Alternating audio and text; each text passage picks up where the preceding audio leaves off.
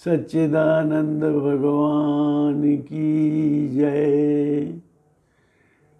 किसी भी मशीनरी के बारे में ये बात सच है कि हम उससे उतना ही लाभ ले सकते हैं जितना हम उसके बारे में जानते हैं।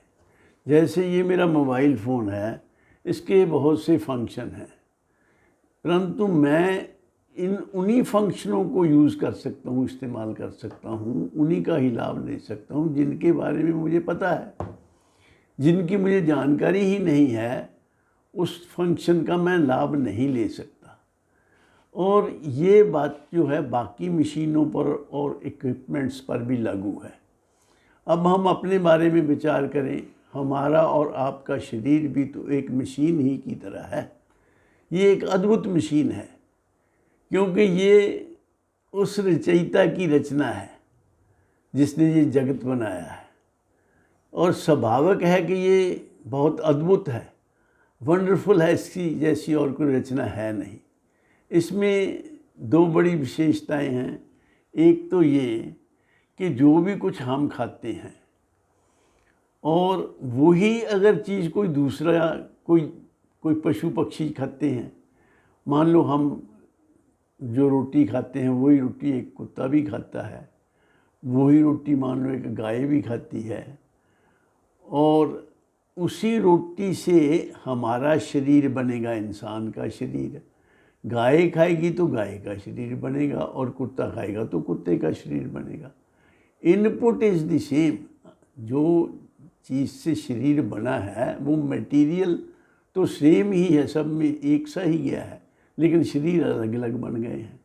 और फिर उसी जो कुछ भी हम खाया पिया है हमने या किसी ने भी, उसी से उसकी देखने की शक्ति, बोलने की शक्ति, सुनने की शक्ति बनती है।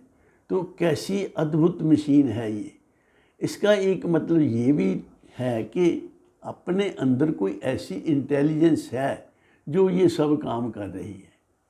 उसी इंटेलिजेंस को ऋग्वेद में परमात्मा कहा गया है, भगवान कहा गया है, और उसी को ही हम सब तलाश कर रहे हैं। लेकिन सब जगह परमात्मा है, बाहर भी है, तो उसे कहाँ ढूंढना चाहिए?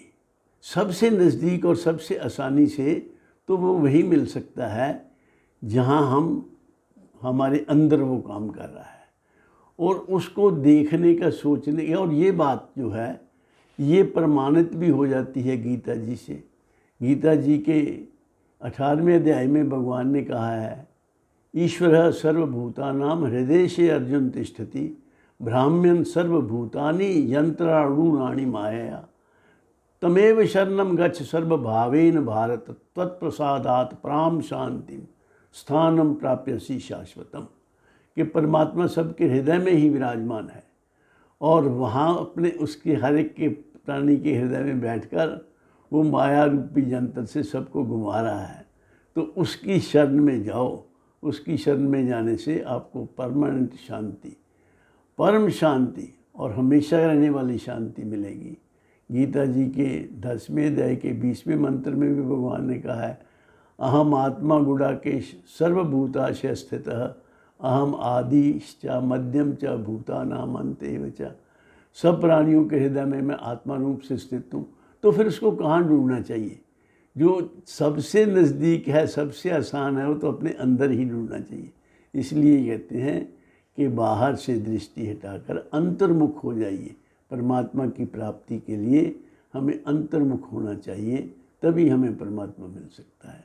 अगर हम बाहर ढूंढेंगे तो बाहर तो ऑब्जेक्ट्स हैं, परमात्मा ऑब्जेक्ट नहीं है। परमात्मा तो सब्जेक्ट है। परमात्मा तुम्हारा अपना स्वरूप है।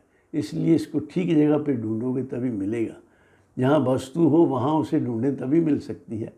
तो इसलिए परमात्मा की प्राप्ति के लिए हमें अंतर्मुख होकर, हमें ध्यानपूर्वक बैठकर अपने ही शरीर में उसकी उपस्थिति को महसूस करना है।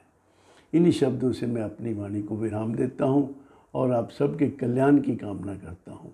सर्वे भवन्तु सुखिनः, सर्वे सन्तु निरामया, सर्वे भद्राणि पश्यन्तु, माँ कश्चित् दुःख भाग् भवेत्। ओम शांति शांति शांति।